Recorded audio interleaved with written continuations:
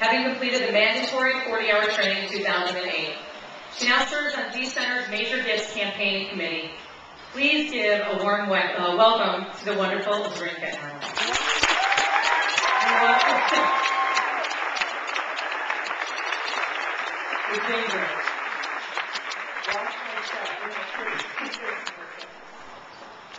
You know, asking me to speak with a microphone means I can't have one hand to continue to do my speaking, which is really hard. Those of you who know me are necessary to get my message. But in any case, I will do my best.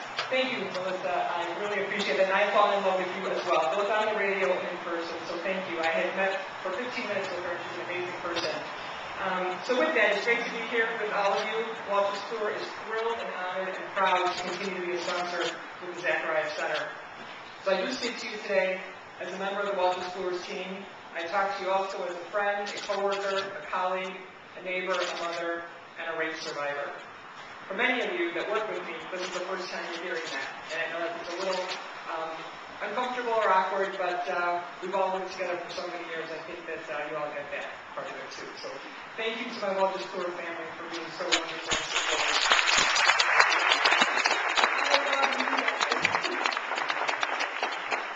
So December 1st, 1982, frankly a day that changed my life forever. There I was, typical 19-year-old, cleaning my apartment. Yes, kids, I cleaned like crazy then too. And typical day off, spending my day in my apartment, cleaning, doing laundry, doing the things that I would normally be doing on a day off. Except for this nagging doorbell. It kept ringing and ringing and ringing. And growing up in Chicago, you're always raised, you check the peephole. You don't do anything without checking the peephole. So I kept checking the peephole, and nobody was there, And finally, out of sheer frustration, I opened up the door, and within that instant, I became a crime statistic. That's exactly how it started for me. While the next couple of hours certainly are vivid and memorable for me, what's even more important, frankly, are the days, the weeks, the months that took place thereafter. Really, really difficult. I remember a lot of fear. I remember a lot of confusion. A ton of questions. Not having had a place like the Zacharias Center to lean on, all I could think about was, now what? Who do I call? Who do I tell? What will my friends think of me? How do I tell my mother? What will she think of me? And why? Why did I open the damn door? Why did I do that? So as these things are resonating through my mind, I'm really trying to understand what to do next. Frankly, I didn't tell a lot of people. I just really thought it was easier. I thought I could just move on with my life.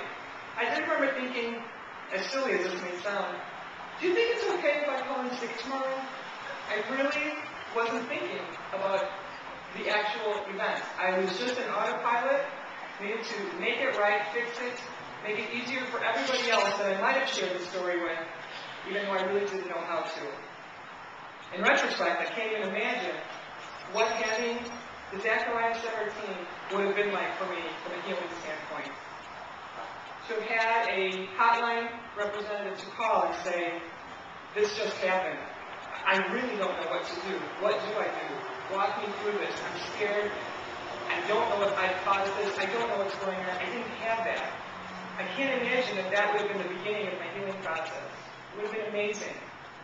I would have loved to have had a medical advocate to meet me at the hospital, to hold my hand, to tell me that, yeah, it sucked. It really, really sucked when this happened. But you're going to be okay. We're going to walk you through it. Here's what you can expect during the exam. Didn't have any of that. I can't imagine a medical advocate that would be able to hold my hand and say, you know what? It's really not okay if the police just brought in the suspect into your examining room during the exam. You don't know those things. So I sat there as a 19-year-old, having things done sort of to me, without me having any control, awareness, education. And frankly, again, partly because I just didn't know. I didn't know.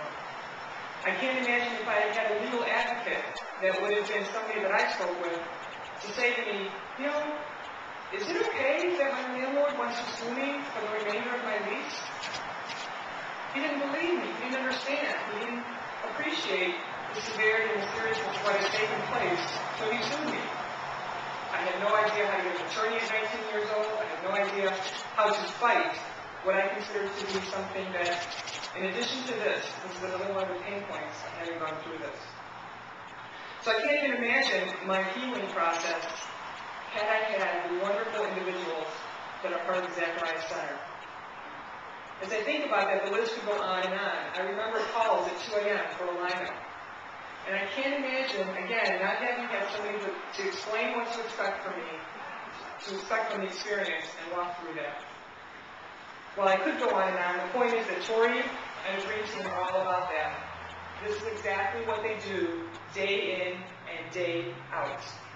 Tori, you and your Dream Team do life-changing work.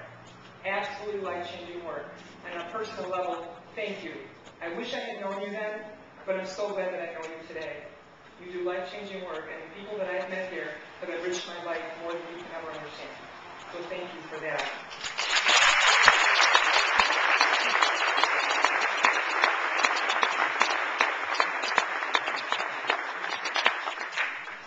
So I challenge each of us now. We have some opportunity here. In fact, that's a responsibility to take action. The people that you're meeting today cannot do the work that they need to do. Think about our family, our friends, our colleagues, and even more sadly, our children. That if they didn't have the benefit as I did, what an amazing world this will be if we start the healing process with members of Tori and her team. So while I didn't have the benefit of the Zacharias Center when I did have amazing friends. People from Rogers Park, Sullivan High School that are sitting at this table today. Now I'm asking you to applaud them, because had it not been for that, I wouldn't have gone through it.